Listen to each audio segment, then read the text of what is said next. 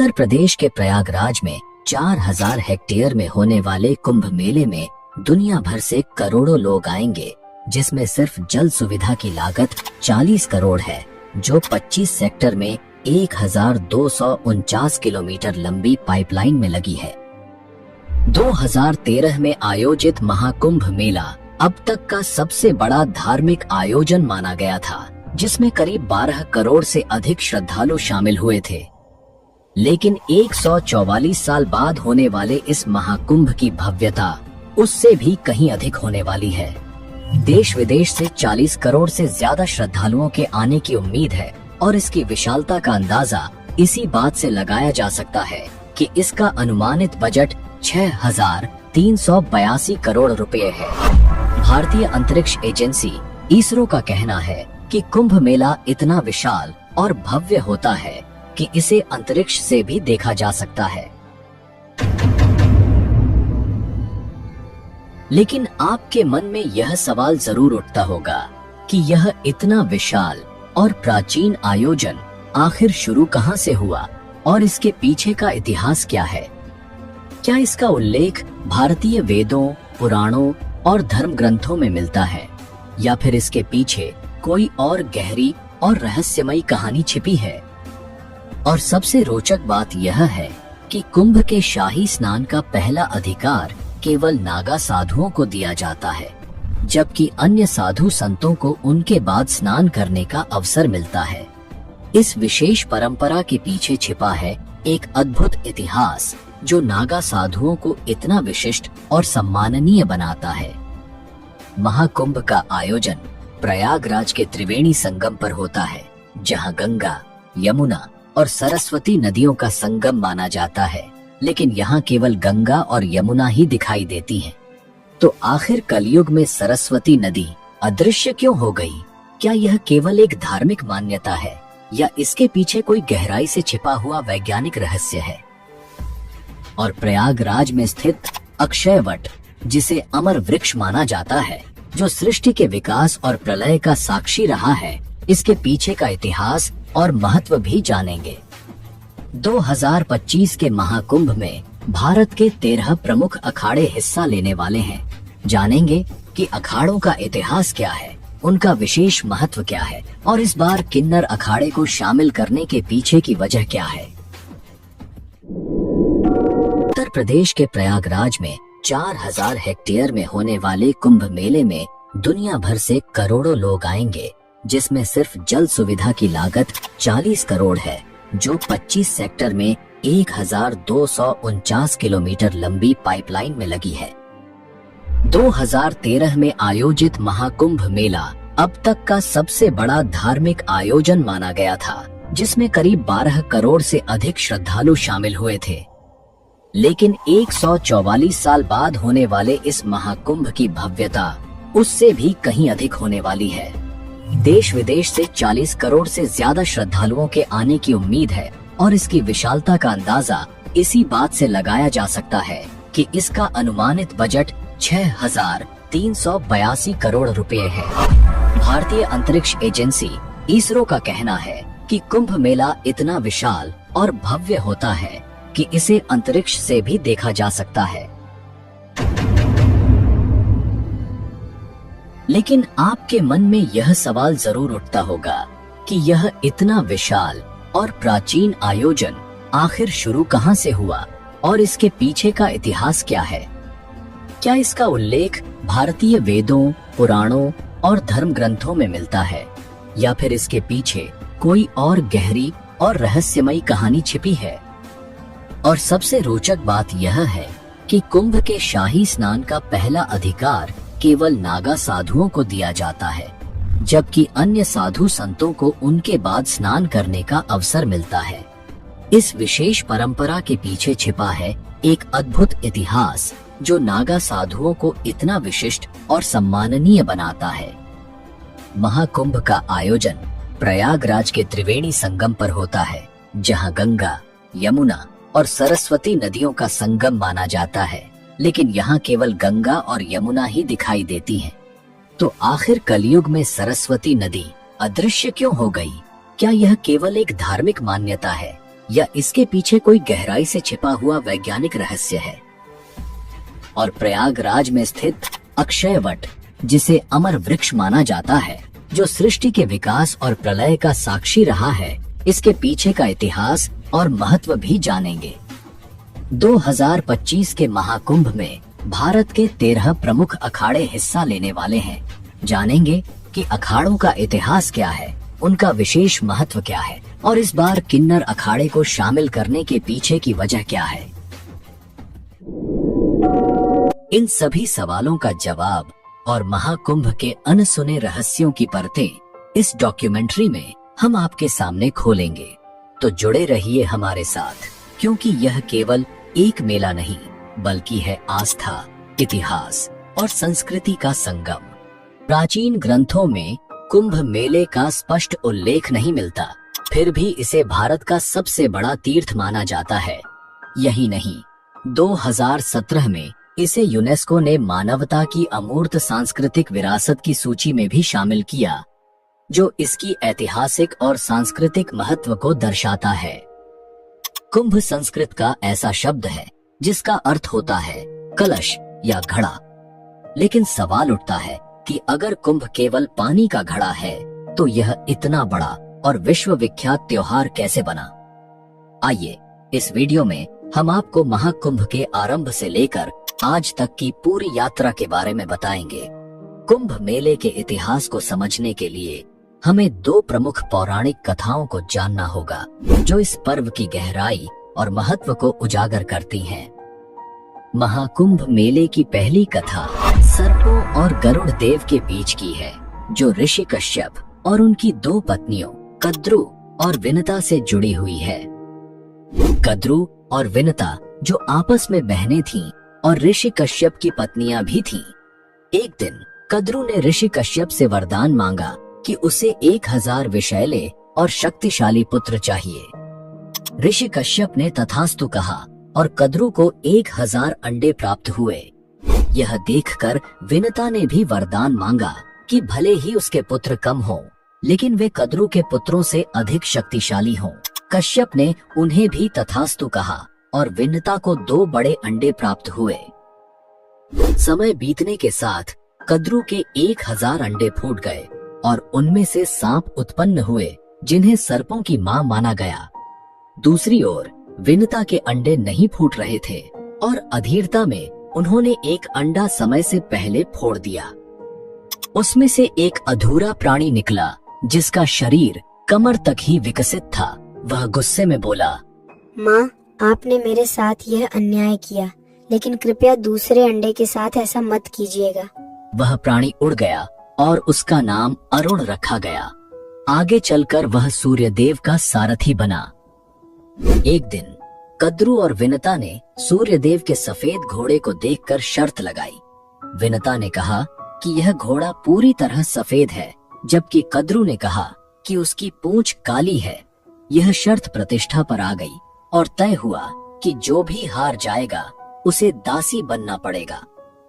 कद्रु ने अपने नाग पुत्रों से कहा कि वे सूक्ष्म रूप धारण कर घोड़े की पूंछ से चिपक जाएं, ताकि वह काली दिखाई दे। नागों ने ऐसा ही किया और कद्रु शर्त जीत गई। विनता को हार मानकर दासी बनना पड़ा। कुछ समय बाद विनता के दूसरे अंडे से एक शक्तिशाली प्राणी निकला, जिसका चेहरा गरुड़ पक्षी जैसा था और शरीर मनुष्य जैसा। उसका नाम गरुड़ रखा गया। जब गरुड़ ने देखा कि उसकी माँ विनता कद्रु और उनके 1000 सर्प पुत्रों की दासी बन चुकी है, तो उसने अपनी माँ को मुक्त कराने का संकल्प लिया। गरुड़ ने सर्पों से विनता को मुक्त करने का उपाय पूछा। सर्पों ने कहा, अगर तुम वैकुंठ से अमृत कलश लाकर हमें दे दो तो हम तुम्हारी माँ को मुक्त कर देंगे। गरुड़ ने यह शर्त मान ली। वैकुंठ धाम पहुंचकर गरुड़ ने अमृत कलश प्राप्त किया। देवताओं ने उन्हें रोकने की कोशिश की, लेकिन गरुड़ अपनी अद्वितीय शक्ति के बल पर सफल रहे।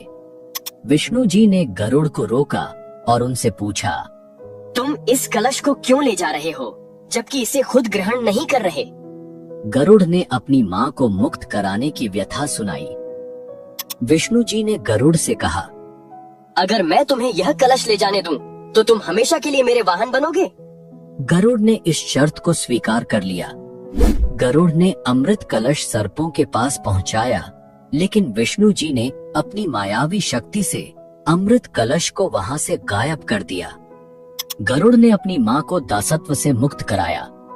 इस यात्रा के दौरान गरुड़ पर इंद्र ने कई बार हमला किया, लेकिन वे असफल रहे। अमृत कलश से अमृत की कुछ बूंदें हरिद्वार, प्रयागराज, उज्जैन और नासिक पर गिरी। यही कारण है कि इन 4 पवित्र स्थलों पर कुंभ मेले का आयोजन होता है।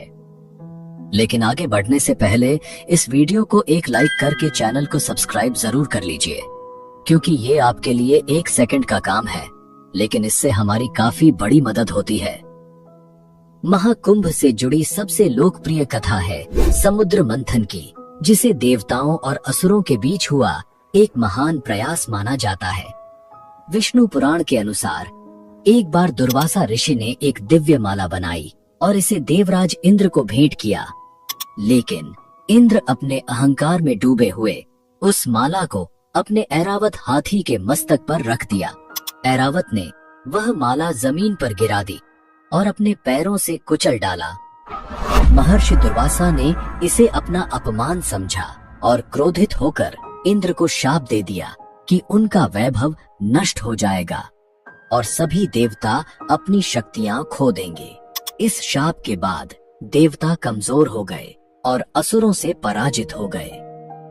अपने वैभव और शक्तियों को पुनः प्राप्त करने के लिए ब्रह्मा जी ने देवताओं को सुझाव दिया कि वे असुरों के साथ मिलकर समुद्र मंथन करें।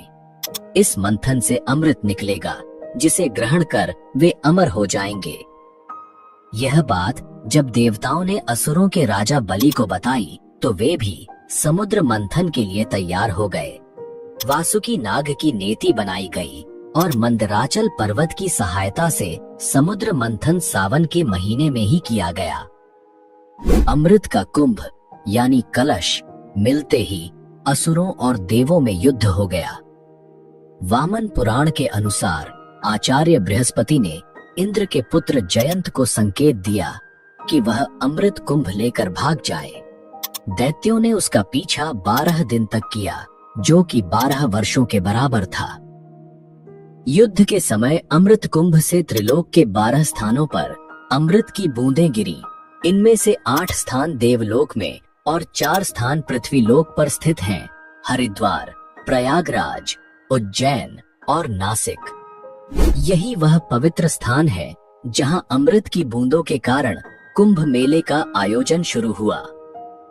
लेकिन कहानी का सबसे अहम हिस्सा अभी बाकी है, जिसे जानना आपके लिए बेहद जरूरी है। श्रीमद् भागवत पुराण के सागर 6 प्रसंग में कुंभ विवरण के अनुसार सागर के 14 रत्न निकले थे, जिनमें सबसे पहले हलाहल या कालकूट विष निकला। इस विष की ज्वाला इतनी तीव्र थी कि सभी देवता और दानव इससे जलने लगे थे। तब भगवान शिव ने देवता, दानव और समस्त सृष्टि की रक्षा के लिए इसे खुद पी लिया। विष की तीव्र जलन के कारण शिवजी का कंठ नीला पड़ गया, इसीलिए शिवजी का एक नाम नीलकंठ पड़ा। विष की ज्वाला को कम करने के लिए सभी देवताओं और दानवों ने शिवजी को शीतल जल चढ़ाया। इसके बाद उनके शरीर का ताप और जलन कम हुआ। यही कारण है कि सावन में शिवजी का जलाभिषेक किया जाता है। ऐसा कहा जाता है कि जब शिवजी ने समुद्र मंथन से निकले हलाहल विष को ग्रहण किया, तो उसकी कुछ बूंदें धरती पर गिर गईं। जिन घास की पत्तियों पर ये बूंदें गिरीं, उन्हें सांप ने चाट लिया, जिससे सांप की जीभ बीच से कट गई। वहीं कुछ विष की बूंदों को बिच्छुओं और अन्य विषैले जीवों ने भी ग्रहण कर लिया। इसी कारण ये जीव जहरीले हो गए। इसके बाद कामधेनु, कल्पवृक्ष, कौस्तुभमणि, उच्चैश्रवा अश्व, ऐरावत गज, रंभा अप्सरा, सुरा, लक्ष्मी, चंद्रमा, शार्गंधनुष, भगवान धन्वंतरी, 5 जन्य शंख और अमृत कुंभ निकला, जिसे विश्व मोहिनी बने भगवान विष्णु ने देवताओं को पिला दिया। इसकी बूंदें हरिद्वार की गंगा नदी, प्रयागराज के त्रिवेणी संगम, गंगा यमुना और सरस्वती उज्जैन की क्षिप्रा नदी और नासिक की गोदावरी नदी में गिरी। जहां अमृत की बूंदें गिरी, वहां कुंभ मेले का आयोजन शुरू हुआ। प्रयागराज में जहां महाकुंभ का आयोजन होता है, वहां गंगा और यमुना का संगम तो साफ देखा जा सकता है, लेकिन सरस्वती नदी दिखाई नहीं देती। फिर भी इसे त्रिवेणी संगम कहा जाता है। अब सवाल यह उठता है कि सरस्वती नदी अदृश्य क्यों हो गई? इसके पीछे की वजह जानने के लिए हमें इतिहास और पौराणिक कथाओं में झांकना होगा। महाभारत के शल्य पर्व में सरस्वती नाम से 7 नदियों का उल्लेख मिलता है। श्रीमद् भागवत पुराण में सरस्वती नदी के प्रवाह और उसके स्थानांतरण की एक रोचक कथा का वर्णन है। पुराणों के अनुसार प्राचीन काल में सरस्वती नदी स्वर्ण भूमि में बहा करती थी। कालांतर में इस भूमि का नाम स्वर्ण राष्ट्र हो गया और धीरे धीरे यह सौराष्ट्र कहलाने लगा। उस समय सौराष्ट्र का क्षेत्र प्राचीन मारवाड़ तक फैला हुआ था और सरस्वती नदी इसी भूमि से प्रवाहित होती थी। यहाँ नित्य सरस्वती की पूजा और अर्चना होती थी। लेकिन समय के साथ इस प्रदेश के लोग यवनों के संपर्क में आ गए और उनके आचार विचार को अपनाने लगे। इससे दुखी होकर सरस्वती ने ब्रह्मा जी से अनुमति मांगी और मारवाड़ एवं सौराष्ट्र छोड़कर प्रयाग में आकर वास करने लगी। कहा जाता है कि सरस्वती के यहाँ से चले जाने के बाद यह समृद्ध भूमि धीरे धीरे मरुस्थल में बदल गई और यही मरुस्थल आज राजस्थान के नाम से जाना जाता है। हाल ही में जैसलमेर जिले के मोहनगढ़ में बोरवेल की खुदाई के दौरान अचानक पानी का सैलाब बाहर निकल आया। पानी का प्रेशर इतना ज्यादा था कि लोग इसे देखकर अचंभित रह गए। अब इस घटना को लेकर चर्चा तेज हो गई है। लोग पूछ रहे हैं कि क्या यह प्राचीन सरस्वती नदी का पानी है, क्योंकि इतिहास के अनुसार सरस्वती नदी जो लुप्त हो गई थी उसका रूट यहीं से होकर गुजरता था। आपको क्या लगता है, क्या यह सरस्वती नदी का प्रवाह हो सकता है? कमेंट में अपनी राय जरूर दें।